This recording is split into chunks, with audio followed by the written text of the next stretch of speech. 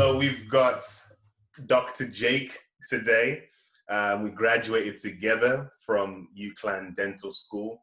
He's a good friend. Jake is one of the hardest workers that I know after having studied alongside him for 4 years. And we'll get into that later on. But today, Dr. Simpkin is going to tell us about his journey into dentistry, tell us about his different roles within general practice, private dentistry, as well as emergency dentistry. So we're going to get a lot from this video today.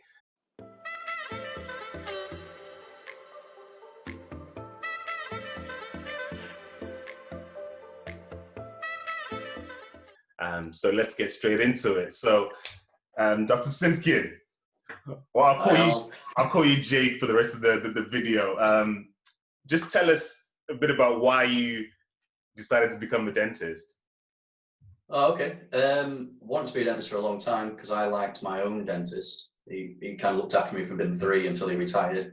It kind of just ticked all the boxes on. Like, I wanted to work with people. I wanted to help people, but I wanted to use my hands. I've always been quite a practical, physical person. Yeah. So, you know, I needed something to tie all that together, something where I could help people, use my hands. And then as I got older and learned more about real life, I wanted a job which could be a little bit flexible. So not just in one place all the time, not just at a desk or with one person all the time. I wanted something where I can spread my time around, and obviously being self-employed, I pros and cons of that, but I could go on holiday when I wanted, you know, some flexibility. That's so why, really. Your route into dentistry wasn't straightforward. No, it wasn't.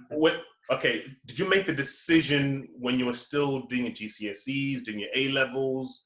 When did you make the decision? Between GCSE and A-level, I made that decision. I picked my subjects around what I needed for dental school. So biology, chemistry, maths and business studies. But then I kind of wasn't the greatest of students at that point. I learned to work harder later on, so I didn't get the grades I needed at A-level. I boxed off biology and my business studies.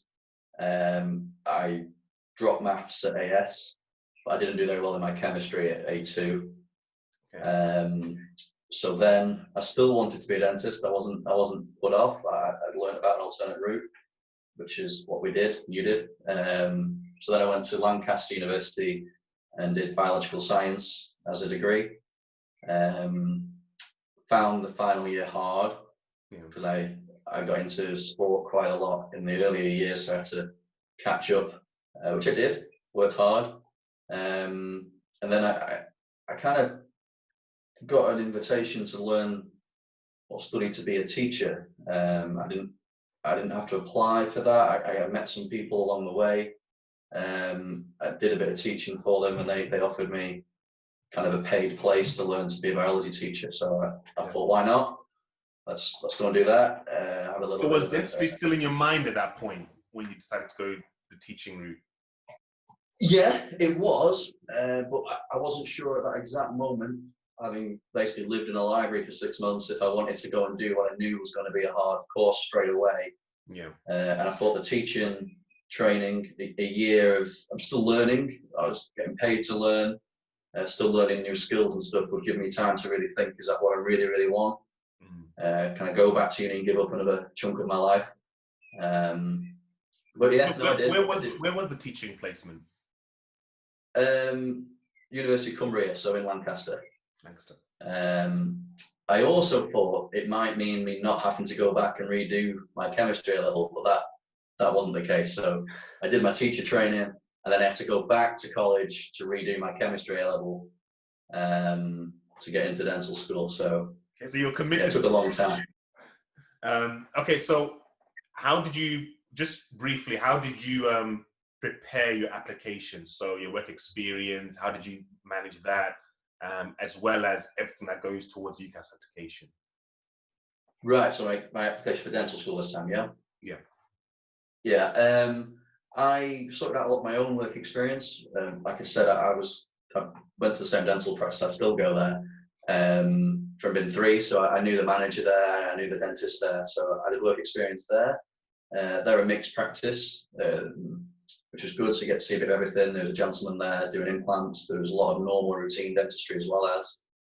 In addition to that, I managed to secure some work experience through some of my mum's contacts. My mum's one of the many managers in the NHS, so she managed to help me get in to do some special care placements. Okay. Practice she was managing at the time in Preston, so that was quite good. That was how I went about it. So, would you say it was mainly special care placements and your dentist that you used to go to, the general dentistry? Are those the two places that you experienced in dentistry? Okay. Yeah.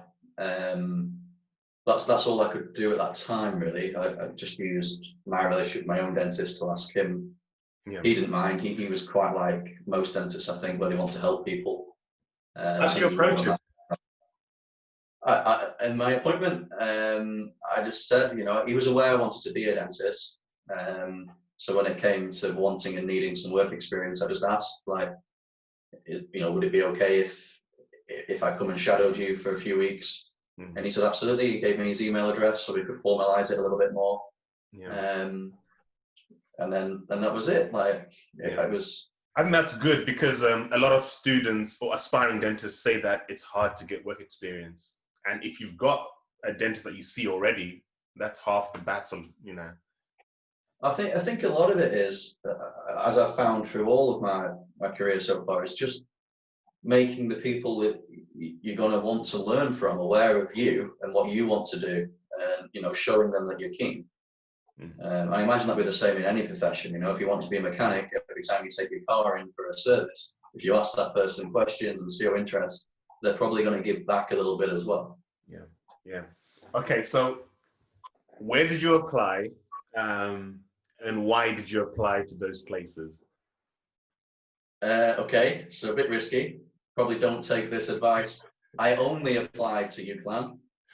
Only? All my eggs in one basket. Why? Finance reasons. I could still stay at home. I could still work. I've always worked. I've always had part-time jobs. More jobs than you can count. So it was mainly finance. Because I could stay at home, I could still keep my part-time jobs, and I'd heard that it was more clinical based, because I'm not the most academic of people, and I like the idea of something that was a lot more hands-on and patient-focused as opposed to more textbook focused. Not that there's anything wrong with that, it's just me as an individual, I'd learn better from seeing someone do it and explaining it and watching than reading. So that was why. I know it was very risky, but it paid off. So yeah, it's not something that I'd advise everyone to do. But I think the good thing that would have come out of that is that it would have focused your mind to really look into UCLan. You could really then tailor everything about your application towards UCLan. So I guess that's one of the major things that would have given you an advantage as well. In doing that. Yeah, and I explained my rationale to the interviewers as well as, because it did come up, where else have you applied for? Yeah. So I did tell the lady that asked me those questions, my reasons. What was it like finding out that you had an interview and then actually having the interview? How was that for you? Oh, amazing. I mean, it's a big journey for everyone, but for me, until that point, I'd done my degree for 3 years. I'd done the teaching for a year, gone back into an A-level, so I'd already committed 5 years into this. So I was quite well invested time-wise and money-wise and everything else. So getting the invitation for an interview was amazing. I remember opening it, not knowing who to tell first, and then the panic sets in because you're like, oh gosh, now I've got to get through this hoop now. This is like one of the big hoops I've got to jump through. Yeah. So yeah, then going down to the interview days. We had that little test, series of mini interviews. I was okay with interviews, to be honest, because I was really keen. Had you practiced your interview technique before? How did you even prepare for that? I spoke to my dentist, the chap that I'd done the work experience with, about kind of things that he thought would be good at looking up and having a glance through. My approach, I mean, I try not to stress. Everyone goes about things differently. Like, I try not to stress and get too bogged down by knowing all the rules, the GDC and stuff. So I just kind of had an overview and kind of went in with the attitude that I can't possibly know what this person's going to ask, so I might as well just be chilled and have like a broad overview of everything and just see what happens. And hopefully my determination and kind of drive to want to do this would be enough. I didn't study too much for the exam that we had, because I'd just done a biology degree and done my teacher training, so I kind of felt partially ready for that, although it was a bit harder than I thought it was going to be, actually, that paper. Yeah. So my advice for that, and everyone's different, would just be to do what you'll know yourself what your strengths and weaknesses are. I'm quite good at just being chilled and trying not to panic, but other people would want to get in their books and stuff. You know, we've got colleagues, I think you know who I mean, like, she's amazing, but she loves to study and kind of know everything. I'm more relaxed. I kind of like to see what happens. Do you remember any interesting moments from the interview? Any interesting questions or something that you said? Interesting moment was you being really late. Don't tell them that. Never travel with this man. It'll break down, it will explode, it will crash. Don't travel with Arnold. Interesting moments. Not really. Not really. It was the first time doing many interviews. Like I said, I've done quite a lot of jobs throughout my time. So I've done a lot of, more one-to-one interviews that were much less formal. But it was the first experience of multiple interviews. So I think we had 11 stations. Yeah. And everyone was different. They were all different. They had their own areas within the dental school. And they all had their own kind of agenda and questions. Some were hands-on. Yeah. That was different. Okay. So what was your experience of dental school like? Did you enjoy it? Yeah, I mean, overall it was enjoyable. I think it was what made it enjoyable was I was actually finally doing and learning the thing that I've been trying to get to from being like 17. So actually doing it was good, because everything else I'd done was kind of, just another hoop I've got to get. Come on, Jake, we can do this. We can learn this genetics and stuff that I'm probably not going to need as a dentist, but I'm going to have to do it anyway. So that made it enjoyable, actually learning. And then the course at UCLan, being very hands-on, patient orientated from early on, was great for me, because that's where I feel my own strengths are, more the patient interaction and the practical side of it. I'm not the greatest academic, as I've said. Yeah. So the course kind of laid, the way for me that way. And some of the guys and girls that we met were really nice people, and we were all a bit older. Yeah. Postgraduates, I think that helped as well. It was a bit more sensible. We could still party, but maybe not as hard as when we were younger. But that also helps in a way. I think everyone there was quite serious when they needed to be, but could still chill. It was good. How did you find balancing dental school and life? So I know you were working part-time job. Were you still doing the lifeguard role? Yeah, so as well as tutoring. Yeah, I did a lot. When I started dental school, I was doing care work. So I was caring for people, so home care. I kept that up for as long as I could, but first year in particular was quite tough. So I couldn't maintain that job, because I would go there on Friday, I would sleep over at their house, I'd stay there all day Saturday, sleep over Saturday, and come home on Sunday. So my personal life and study time was low. So I had to step away from that, and then I started tutoring biology to GCSE and A-level students, and I went back to lifeguarding again, just because of more flexible shifts. Yeah. I think it's good, because it shows that you can also have a part-time job. It's not easy, but it's possible. Yeah, I mean, I had to. I couldn't afford not to, really.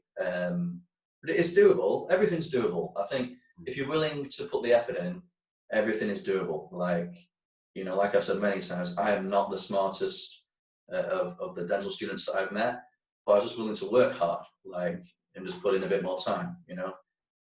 Some people have to try harder clinically. I had to try harder with the books. What did you do to get away from dentistry and work? When I wasn't working and doing dentistry during dental school, yeah. Yeah, I've always liked kind of fitness and training. So earlier on in dental school, I entered some strongman competitions. I did okay with that until I injured myself. But I still train. Where did you get up to with it? Sorry? Where did you get to with it, with the competitions?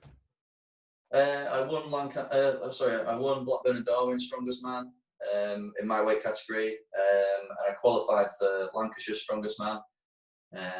But I had to stop then because I hurt myself. Currently, I'm training to do a marathon. That's my new goal. Okay. So yeah, just fitness and stuff. I find that it balances and it helps de-stress, whether it's swimming, running, cycling, some sort of physical activity helps kind of chill you out. So you're fitting that around dental school, working part-time, studying. You're also getting time to work on your fitness as well. Yeah. So keeping quite busy there. Okay, so do you remember what your first patient on clinic was like, or your first few patients, or just how you felt around that time? Yeah, one of my first patients was a lovely old lady. She was 97, and I had to take out her last tooth. She had one tooth left, so I had to take that out and make her some new dentures. She was one of my first patients. She was an amazing lady. I can't see any reason she's not still around because she had no ailments at all. And her 70-year-old son used to bring her to the appointments and then drive her off to Manchester and things. She was really nice. All our patients were nice, to be honest. She just stands out as being a special lady. Yeah.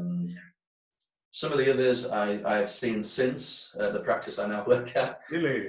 Sort of tracked me down. But yeah, no, they were good. They were good. I think we were kind of partly sheltered because although it was primary care, a lot of them had already seen students before, so kind of we're in the routine of things taking a bit longer and other people jumping in and asking questions and giving advice. So, but they were good. I like the patients. There's one chap I couldn't get numb, and then one of the supervisors also couldn't get him numb. That stands out. Okay, tell us about so one thing that dental students can really maximize on a dental school is networking. And this is something that I think you did very well. So I won't give it away. I'll let you explain about the benefit of networking and you know what it can lead to. Yeah. Okay. So I mean, I think I just do networking without realizing that's what I'm doing. So kind of doing it without an agenda. But there was, again, all dental schools are different, but in our dental school, you had a lot of tutors that would just come in for a day or an afternoon. So a lot of them either had their own practice or worked out of practice and would just give up a bit of time to come and help the students. And a few of them I liked for different reasons, whether it be their personality or their business acumen or something about what they were doing. So I try and show, like I've said before, show an interest in them, make a bit of time to talk to them, you get to know them a little bit. And then one of these gentlemen, he invited me around to a party at his home where I met his son, and then I didn't realise this, but he was lining me up to tutor his son. So I was teaching his son, getting him ready for his A-levels. How did he even know that you tutored? Sorry? How did he even know that you tutored? Oh, talking to him, yeah, exactly. Like, you just, in between patients, just going and making some small conversation, trying to find out about these people, because these are the people that know more than you.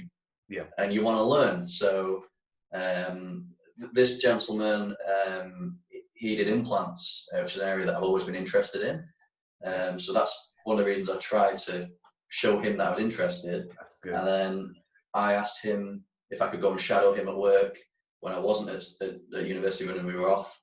And he was more than happy to oblige. So then he asked you to then, come tutor his son? Yeah. Yeah.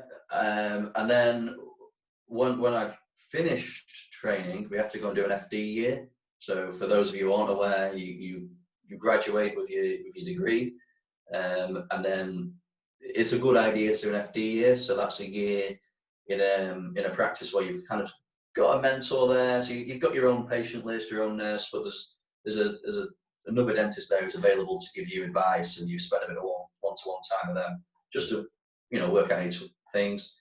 Then after that, the gentleman that I've talked about tutoring his son and things, he offered me a job. So it was very informal. So I accepted that. So do you maintain that relationship through your because for the foundation year, you wouldn't have been seeing him in clinic like you were at dental school. So how do you maintain that relationship? Yeah, I maintain that relationship through phone calls, emails, met up a couple of times, went to his practice a couple of times. And it got to the point where, he was asking me for advice about his son and if I could help more there. And I was asking for advice about things I was struggling with. So he offered me a position which I still work at. It's a really, really nice private practice where I am 2 days a week. And then at the same time, went back a little bit, there was another gentleman who was an oral surgeon. I think all the students liked him. But again, he was an oral surgeon, which was something I was interested in. I think he gave the quickest injections I'd ever seen in my life. Yeah, the quickest extractions too. He's just an amazing, amazing surgeon. And again, it wasn't as personal as it was with the first dentist, but I don't know, I just kept talking to him, and he kind of paid a bit more of an interest in me than the other way around. And again, he phoned me up out of the blue and was like, "You finish your FD in a couple of months, do you want to come and work for me?" So I went round, looked at his practice and sat down and hashed out contract agreements, and yeah, I've been there since. And that's a very large NHS practice in the middle of Blackpool, so the complete opposite to my private work. But I love it. I love it. So you secured 5 days of work whilst you were in dental school, essentially, through getting to tutors. Yeah, I never had an interview. I never had to apply for any of my jobs after dental school. Just showed willing, listened to what those people said, but also questioned those people. I think because in dentistry there's loads of different ways of doing things, and you'll get different inputs. So I'm sure if me and you had a patient, we might both approach it slightly differently. Yeah. The outcome's probably very similar, but the path to that outcome might be different. And I think it's good to see that and question these people as well. I just showed interest in them, and then asked for extra work. So if I'd finished my patient and I still had half an hour or more, asked if there's something else I could do, maybe borrow another patient or get phantom head out, or sometimes I just talk to these people about their job and what they did and what their recommendations are for further study and things, because they know more. Like, these people know more than you, and you need to try and absorb as much as you can. It's that power of association and not just limiting dental school to the patients you're given and the work you're given, not just limiting it just to that, do some more outside of that. Yeah, absolutely. I mean, if and when people get to dental school, there'll be lots of tutors there who, might be looking for a young associate, or, and you just got to show willing and put a bit of time and effort into making those conversations and maintaining them. And I think, I don't have my own practice yet, but I'd like to one day. And if I had a student or an individual who was showing a lot of willing and a lot of interest and putting their time in, I would give them the time as well as. So yeah, I think most people are the same. Yeah, I think this might be saying that's underrated, but the power of just having a hard work ethic. So, I mean, when I look at the weeks that you were having, you know, the private dentistry that you're doing at the private practice, you're doing the NHS dentistry at the NHS practice, and then you also put another job on top of that. So tell us about the emergency dental services. How did that Okay, yeah. So I was doing my 3 days at NHS practice, very, very busy. I was doing my 2 days at my very nice leafy green practice. And then I got a call from one of my friends saying there's some spaces doing some emergency work. If you fancy it, here's a number. So I phoned this lady up. She was really nice, invited me down that weekend to go and have a look at what they were doing. Happened to be run out of the same building where we did our clinical training. So I already knew a lot of the staff and the building layout. And yeah, it's done on a rota, so I just put my availability in. Great, and it's more like continuing learning. So my extraction times now, I can get most things out in a few minutes, just because most of the emergency work is we're in a very high dental need and very low dental attending area. So most of the emergency work is extractions. They're not going to go back to a normal dentist. These people don't seem to want to uptake dental care despite being nagged. So that was good. So you are now covering emergency dental services in the same building where we used to have our clinical sessions as well. So Correct, yeah. the relationships that you built within dental school, you were now reaping the benefits of that, because you know you had good relationships with the people that work at the emergency dental services. So again, Same nurses, a couple of receptionists who are now my nurses, which is lovely. And then I actually got invited to do more work on the back of doing the emergency things. I was invited to do some dental auditing, which is something I didn't think I would do, but I do it. And that for those who aren't aware, basically, as clinicians, we have to record everything that we do. We have to make notes to kind of evidence that we've done things in the correct way. And the auditing is, we sit in meetings, we agree a series of standards. So we expect people to do X, Y, and Z. And then I go through, well, it was before the COVID-19, going through maybe once a week, going through a selection of people's records and carrying out the audits and giving feedback if and when needed. And that was different. Kind of glad I do it because it improves your own practice as well. Seeing things that aren't the greatest makes you think, oh yeah, maybe I should do this. Same when you see something that's really good. When you see someone's notes who are really on it, you think, oh, I could maybe spend a couple minutes extra doing that. That's quite good. So for the dental students watching and for newly qualified dentists, what is it like working in the emergency dental services? It's literally, well, it's 90% extractions. Many of these people don't have a dentist and haven't attended for many years. Oral health for many of these people is very low down on their priorities list.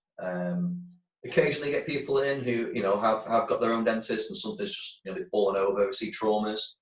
So, you know, they might have fallen on a Saturday and their own practice is shut.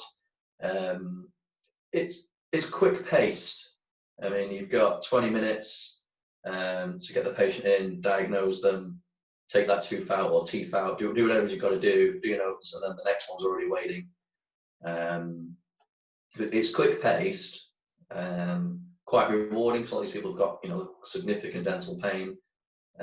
Also a bit disheartening because a lot of them aren't ready to engage with their oral health and things. So you end up with I call them repeat offenders. So they're back every month to have another tooth out, and they just don't seem to want you. I've invited some of them to come and be my patient at my NHS practice, but they're just not for engaging.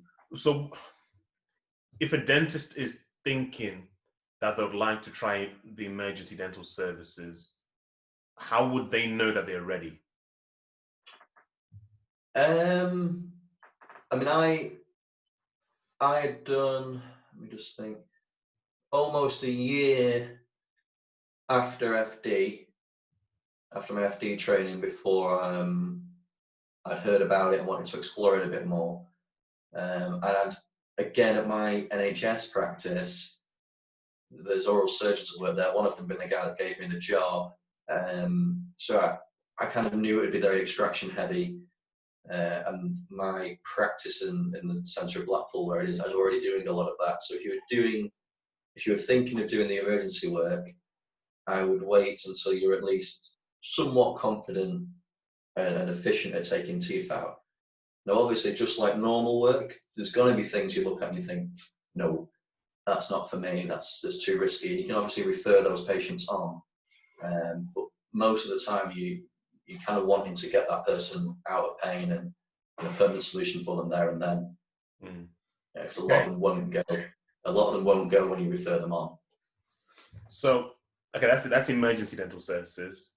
Yes. Tell me about NHS practice, NHS dentistry. Tell me what's that like?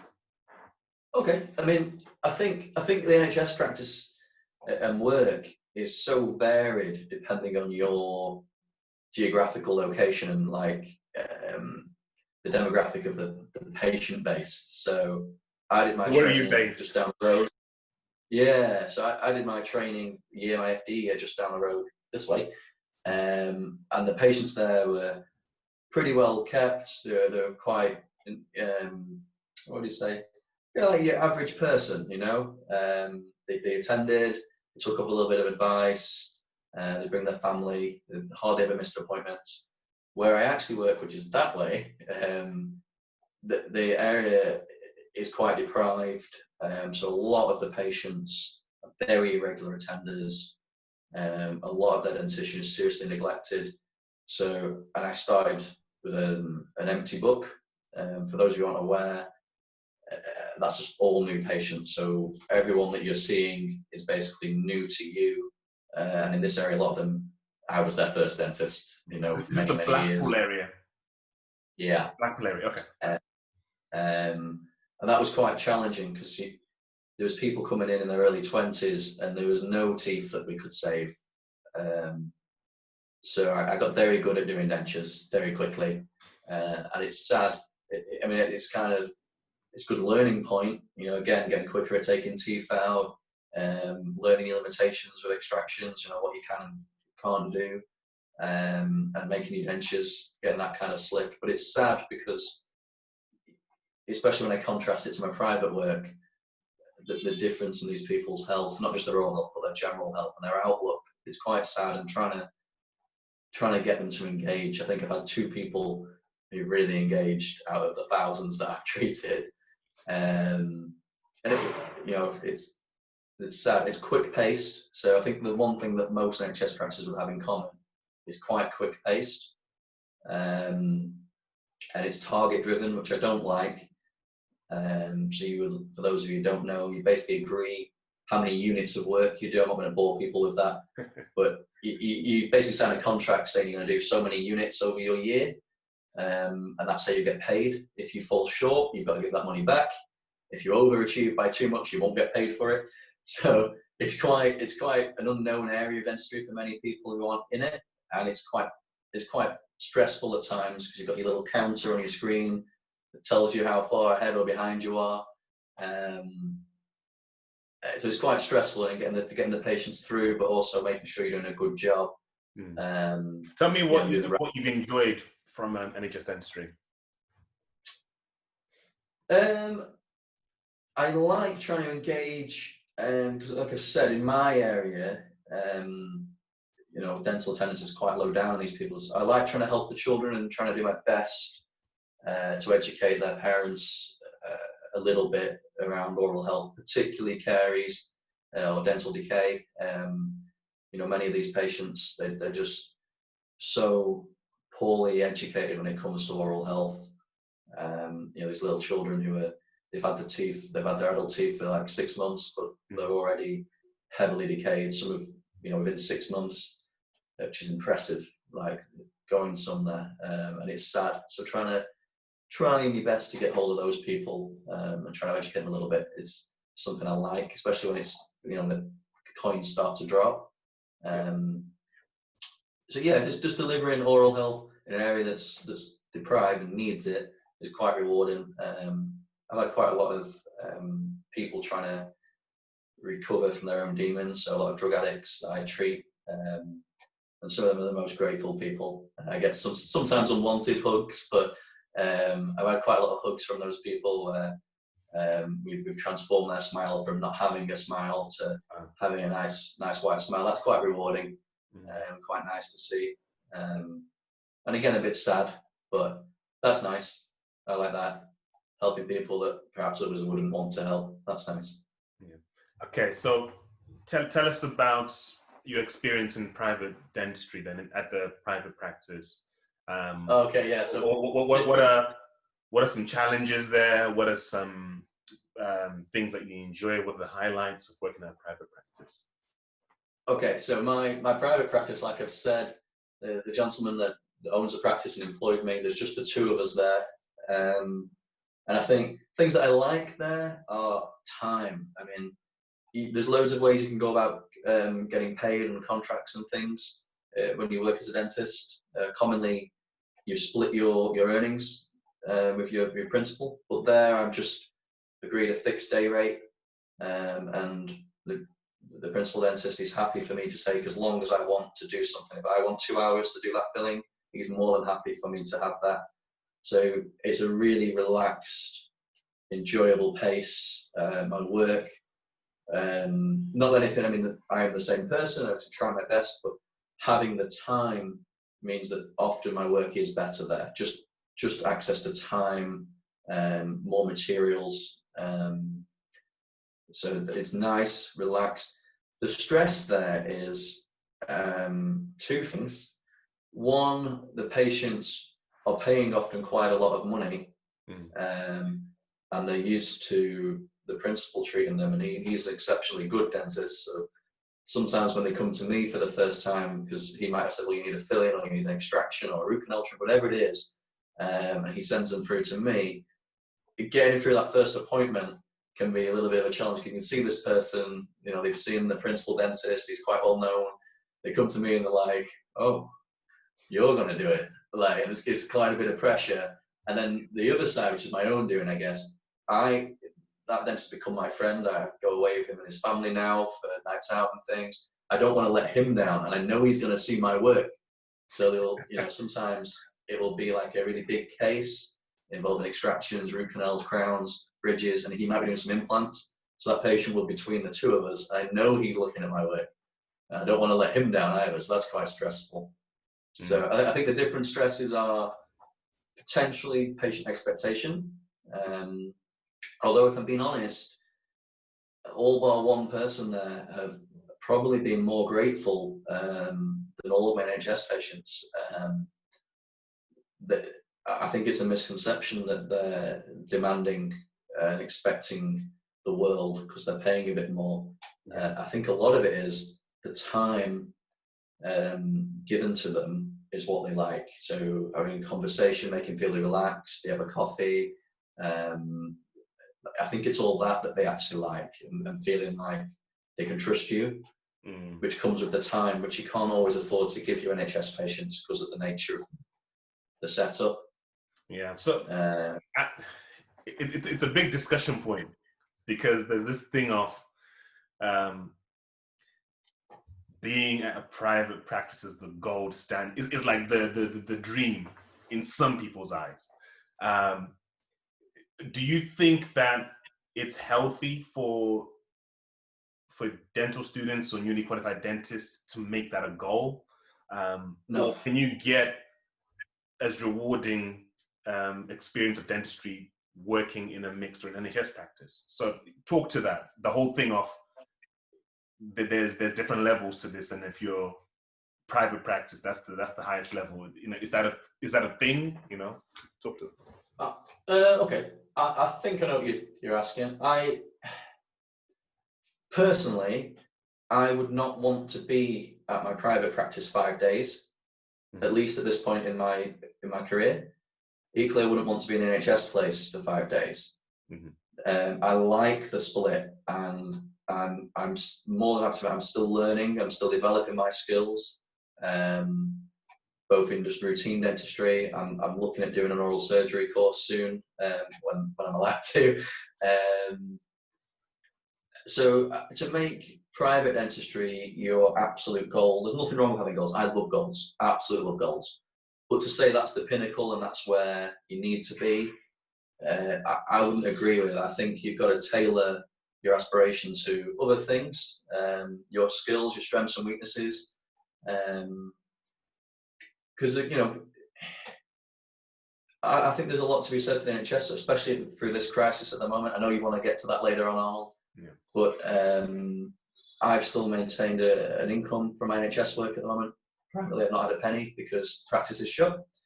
And then I feel, from a personal point of view, I don't want to talk about ethics too much, but in the NHS side of it, you're helping people that probably may not be able to access healthcare ordinarily, or if it was all privatised, for example. So you're reaching people and trying to help people that you wouldn't do if you were just a private dentist. Yeah. And then the work that you do as well. I mean, like, I don't do anywhere near as many as extractions or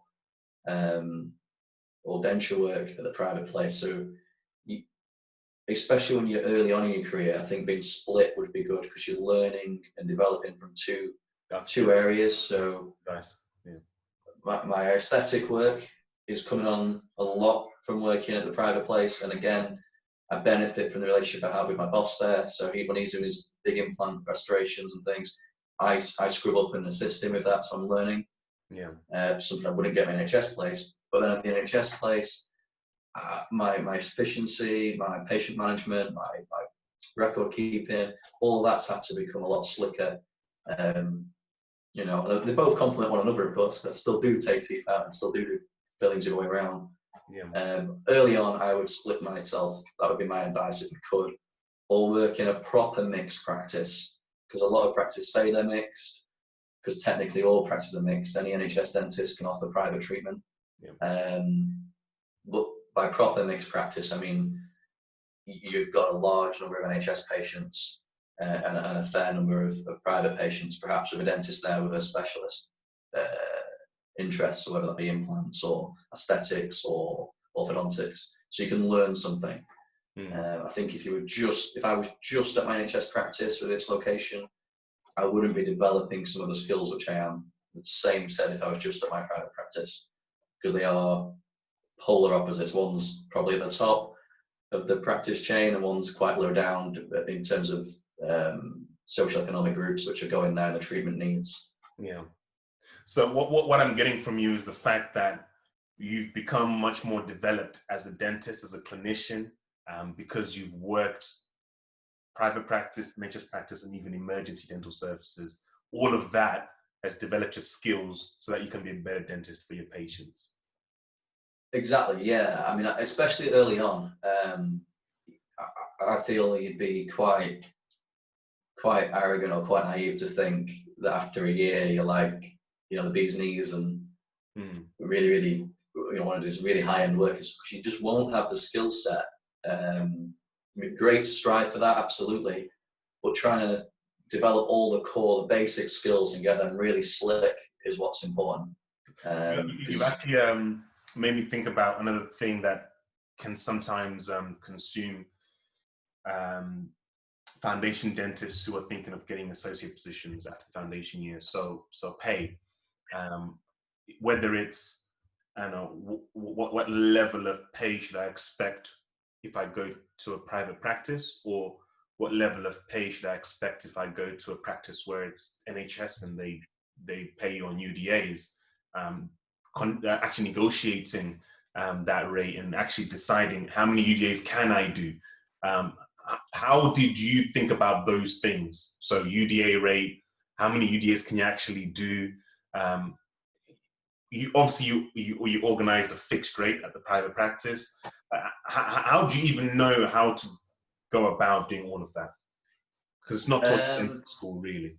Yeah, no, that's a good point. I think because you'll have to do some NHS work at some point, I'll start with that one. Unless UDAs disappear, which they actually might do now. They've been a thing since 2006, and it's quite hard because every practice is paid a different amount for their UDAs. It's not as standardized as it should be. And then as an individual, you can negotiate, like any job, you can negotiate how much money you want per UDA. You might not get it, but you can try, and to try and get a baseline for the area. When you're doing your FD year, ask your mentor, ask some of the dentists in that practice what the average is in that practice, and that gives you an idea for the area, because some areas the UDA rate's really high, like 15 or 16 pound a UDA, and others it's like 8 or 9 pound a UDA, and that's driven by lots of factors. So getting a ballpark average figure is important, because you can't go and ask for £20 a UDA if the average is £8, because you ain't going to get it and you might look a bit silly. So try and get a ballpark average. I think £10 a UDA is pretty standard as a starting point. I'd base your negotiations and things around that number. In the Northwest, anyway. Yeah, and it's different everywhere. Don't quote me. In my area, that was in my head like a normal amount to start with. So when you start talking about the value of a UDA, having an average, which for me, in my mind, was about £10, was a good starting point. So you don't sound like an idiot, and you're also not getting someone trying to take advantage of you, because everything's a business. And then, in terms of the amount you can do, I think it's important not to be greedy and to try and negotiate a degree of flexibility with your employer. So you'll learn yourself through dental school and your FD placement how long things take you. And then when you go to speak to the practice manager or the principal or partners of that practice, you have a ballpark figure. So you think maybe at the beginning it takes, 20 minutes to do your exam. It takes 20 minutes to do an MOD, amalgam filling, whatever it might be. And just try and have a mental image of what your diary would look like, how long you want for lunch, and try and extrapolate that out to a number of units you could do in a month or a week. And then take some off it would be my advice to begin with, and try and negotiate like a sliding system like I managed to negotiate. So I had a technically unlimited number of UDAs if I wanted them, but I started quite low. I agreed to begin with over 3 days a week to do 300 units a month, because I thought that's more than achievable. I don't want the stress to begin with, because getting to know a practice, the staff, the equipment, a new patient list. One thing I didn't want to be stressing about was, oh God, I'm already behind my targets. Like, that was something I didn't want to do. I hate being behind goals. I hate being behind targets. So I started off quite low. And after 3 or 4 months, when I got ahead, I spoke to the practice manager and I asked her, could I increase these by a little bit? And she said, absolutely. And that's how we've done it. It just kind of tweaked it up and up. This is good. This is good because you, from your perspective, it's actually good to start low because you can always up it, and if they're available at your own pace as you figure out what's working. Yeah, I mean, again, everyone's different, but if you bite off more than you can chew, I mean, the job can be stressful anyway. But if you're getting stressed because now you're behind and you're technically owing your boss money, that's the stress you don't need. Like, so don't be too greedy. Just there's still enough money to be made. It just starts slow. Yeah. I think the fear is that if I ask for a low UDA number, am I still going to be able to up that? And I think in most cases, practices are happy to give you more. I mean, that's practice to practice, but just talk. I mean, again, I think the biggest thing, just talk to people, ask the questions, go away and think about it. Try and speak to a supervisor or someone you might have made contact with. Talk to your colleagues. I could talk to Arnold. Arnold, what did you manage to negotiate? How do you go about that? Talk to people and make sure that you're not over egging yourself, and also you're not being taken advantage of. And ideally, negotiate a point where you can start here and slowly build it up to a point. And even better still, you could go back down a little bit, or drop a day if you wanted to go and do some emergency work or some private work somewhere else. So at my NHS practice, there's pros and cons about the place. One of the biggest advantages, the principals and the manageress, they are so flexible and they're really accommodating for their staff. So they're more than happy to increase and decrease and things. So I'm going to ask you a question. You were doing 300 a month, 3,600 a year, over 3 days a week. Is that the same now? No. I slowly increased it. And it is a really hard thing to do because your work, it isn't a straight line, or you're in any way. It's very bumpy. So you can have, again, it's hard to explain about you all knowing what the units are, but different treatments are worth different units. And some treatments you do there and then. So a checkup's the easiest one. You do your checkup, if the patient doesn't need anything else, that's 1 unit in the pot. That's easy. Some treatments, though, might take 5 or 6 appointments and secure you 3 units. They might take 5 or 6 appointments and secure you 12 units. So it's really hard to predict where you're going to be, because in 1 month, you might do a lot of treatments which gain you 12 units each. So in a month, you might do 1,000 units, and you might think, oh, brilliant, I'll do 12,000 a year. No, because the next month, you'll be back to the checkups, and you're back to doing all those little appointments to get you that 12. So that next month, you might only do 1,000 units. So it's quite hard. I mean, I staggered it up. I probably overreached slightly, because again, it is hard to predict where you're going to be. But I do over 400 units now over the 3 days. We also increased the rate of the UDAs as well as. But again, it's all down to yourself and the practice you're at. If you feel you can do more, ask for more. If you feel you're worth more, tell them and explain why you feel you're worth more for that UDA. And a lot of that will come from reception, giving feedback as well as, because your patients, they'll say, oh, I really like that dentist. Can I bring my children to see him? Can I move from the other guy I'm seeing? Just be nice to all your patients, because it does get back. I get emails all the time from my emergency work, from patients who've taken the time out of their day to email a letter of thanks. And it's really nice, it's rewarding, but it also, it adds to your value. It's like value added for that practice, because they want patients to come, feel comfortable. That's good. Yeah, and in my experience, I ended up going for 5,000 units in a year. But before I accepted that, in my mind, I'd been, researching and thinking, maybe should I go for 7,000 units? Should I go for 6,000 units? But I went for 5,000, and I'm still at 5,000. I wouldn't want to do more. And because in my situation, I'm at a mixed practice, the fact that the private work I'm doing has increased, it's meant that that's taken up the time where I can't do any more units of activity. So for me, it's not actually about trying to get any more units. It's about balancing it with the other work, the private work that I'm getting. So more isn't better, basically. And the other thing is, if you overstretch to try and keep yourself on target, you'll find, without it wanting it to, your quality of work will decrease in one aspect. Very good. Either your patient management, so your conversation and all the things the patients like, will decrease because you'll be rushing. So instead of, oh, how was the holiday? How are the kids? It's, oh, hey, sit down, let's get going. Like, that's not good. Patients don't like that. That's not how to treat people. Your notes will suffer, or one of these areas, your notes will suffer. And that's an important part of the job, which people don't explain. I don't particularly like it, but it is an important part of the job. You don't want those to suffer, because if someone says you took the wrong tooth out, you want to have it written down that you haven't. All the actual treatment you're doing will suffer.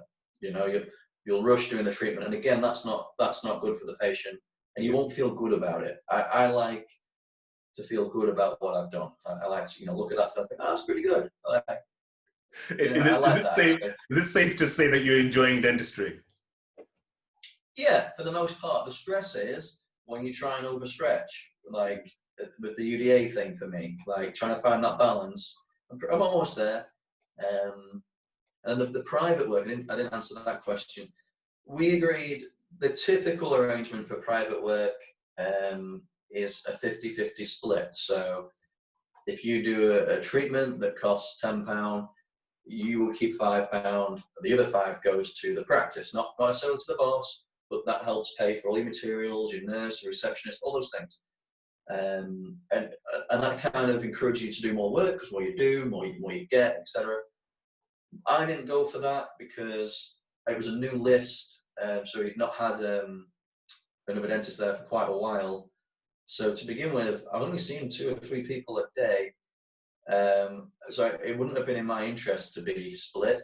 And then equally, because of the temptation and the stress of trying to do more, I wanted my work there to be quality. I didn't want to have to rush, or I didn't want to feel like I was rushing that patient. So I get paid the same if I see 10 people as if I see 1. And at the moment, I like that. I'm getting to really hone my skills, really getting to know the patients, and take my time to do things.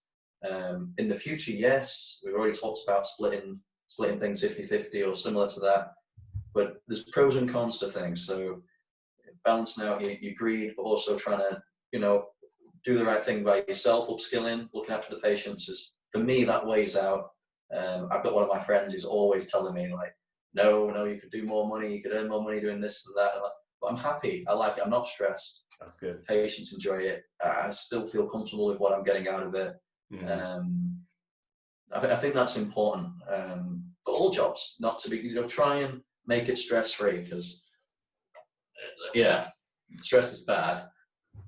As we round off this section, I just want you to talk to Jake, who was applying to dental school, to talk to Jake, who was in dental school, and to talk to Jake, who was in foundation year. What would you say?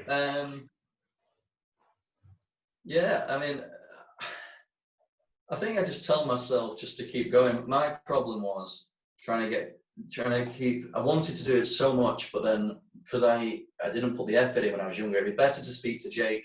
He was doing his A-levels. That's the Jake I needed to talk to. Yeah. Give myself a kick up the bum to do that chemistry. I hated chemistry. I did. I hated it. That's the guy I should have spoken to. The rest of the Jake, he was all right. It was that beginning bit. I had the goal, and I had the goal here, but I was lacking the drive earlier on.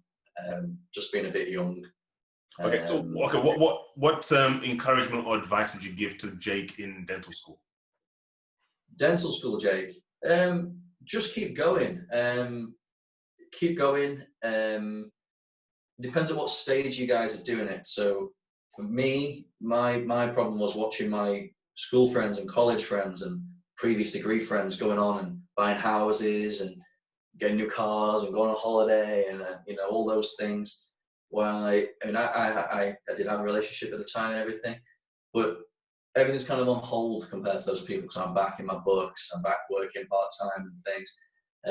Just to kind of keep on and not get too distracted by those things, because it will come. If you stick it out and you get there, it will come. You'll get your job and you'll get paid and you can go and do those things. I did get a bit disheartened partway through when a lot of my friends were doing some of the things I wanted to be doing, but I couldn't afford to be doing.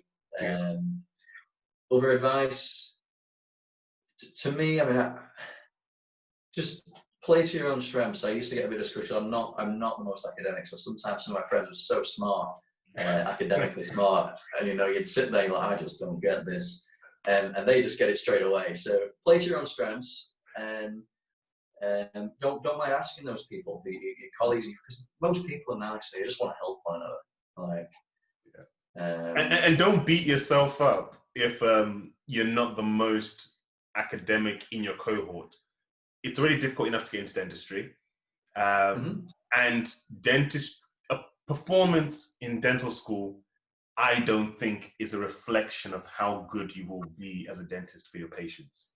I don't know what you think about that. Yeah, I think it's important to know things. So Just because I keep saying I'm not the most academic, I still learn. I still have to do the tests, and I still have to pass them all. In terms of, does dental school make you, or being the best at filling at dental school, the best at the particular exam, does that make you the best dentist in the future? Absolutely not. I mean, it's a good starting point to be confident that you know the science, or be confident that you're good with that material or something. That's good. But it's just like learning to drive a car for those of you who've done that. You're taught one thing, and then you go off and you learn your own ways of doing stuff, and you'll meet people along the road, colleagues, friends, tutors, and you'll learn and adapt all the time. You know, one day you'll watch someone do something, oh God, I'll try that. So it isn't necessarily the case that the brightest boy or girl at school is going to be the best at whatever job they choose to do. I mean, it might help them, but no, I wouldn't be discouraged if you're not doing very well in the exams or the practical things. Just make sure that you're passing everything, and you're putting the time and the effort in, and you know your strengths and weaknesses. I think that's something I should have said when it comes to all aspects of dentistry. Know when you're out your depth, and don't be scared to admit that you don't know. Like, I don't know what this is, I just don't know. And have an honest, I'm very honest with my patients. That's the main thing. I tell them when it's going to hurt. I try and describe what it's going to feel like. You might be taught that you need to lie to people and say it doesn't hurt. Don't lie to them. Like, my personal experience from trying that technique with people, they don't appreciate it. If you tell someone it's not going to hurt and you hurt them, they remember that you've lied to them. So I try not to hurt anybody, but injection is not the most pleasant thing. Having your tooth out is not the most pleasant thing. So tell them, it's going to be better than where you are now, because it's not going to hurt later. But to get you there, it might be a little bit unpleasant. And it's the same when you don't know something. Admit it to yourself, be honest with your patient. Sometimes I look in people's mouths and see lesions which may or may not be cancerous, and I just don't know. So I'm very honest with them. I explain what I've seen. I don't tell them what it is or isn't, because I don't know. And I send them on, and you'll meet people on the road who have all kinds of weird and wonderful conditions which you won't know, and you just got to tell them, "Well, really, really sorry, sir. Really sorry, man. I'm not 100% sure what that is." And it might even be things like extractions. You might look at the X-ray and think, "Not for me." And just be honest with them. Just say, "Look, this is quite complicated. This is likely to end up, if you want to, like, you're going to end up making a mess. Like, you're probably better letting me send you off to my colleague, and then he or she could do a better service for you." I think this is what wins over your patients. The fact that you personally are a good communicator. You're able to communicate dental problems to patients in a way they understand. I think that's something that you've been good at since dental school.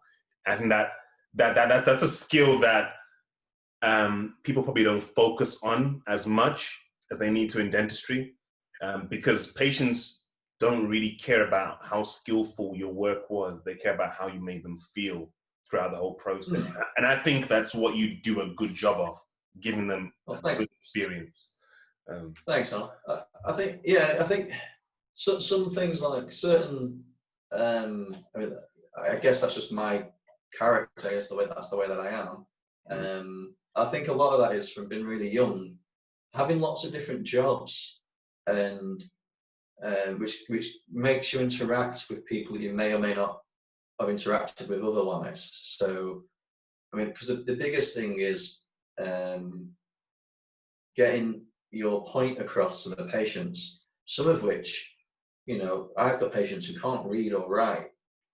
So trying to make them understand and be engaged is very different to some of the other patients who are professors and, travel the world lecturing themselves. So some of my patients are far, far more intelligent than me, and some haven't had those opportunities in life. And it's trying to make sure they all kind of understand what it is you're trying to put across and can take from that. And I think the only way to get efficient and actually be able to do that effectively is to try and communicate with people before you get to that point. So, I've had so many part-time jobs, but you could do it on the train or on the bus, to strike up a conversation with someone that you may or may not want to talk to ordinarily in your own social circle, because you'll be interested. Everyone's got interesting things to say, and you'll learn how to talk to different people. What would you say to foundation dentist, Jake? Foundation dentist, Jake. Slow down. I was very excited. I was like, oh, I'm nearly there now. This is great. These are my patients. I'm gonna do this, this, and this. But yeah, just slow down still, because you've got one stabilizer off. You know, you're almost ready to go. But it's still a great opportunity to learn and gain some knowledge, which I did. I kind of ran in a bit gun ho, and then was like, no, I need to slow down a bit and take a bit of time to listen to what these people are saying, like, because you're getting a lot of input. More networking. I'm unaware that I'm networking. Arnold's really big on this word. Arnold is, I don't know how to put it. You try and network. You're actively trying to network. I just like talking to people, and keep doing it. I just talk to people. There's so much to learn. I made one of my best friends I met in my FD year. Stuart. Brilliant. But if you don't, I don't know, just keep talking to people. You never know where it will lead. It might lead nowhere, but it might get you somewhere. You might learn something, or you give an opportunity. Yeah, that'd be it really. Just slow down to begin with. Don't get too excited. Realize the limitations. I think that's the thing. Your own limitations.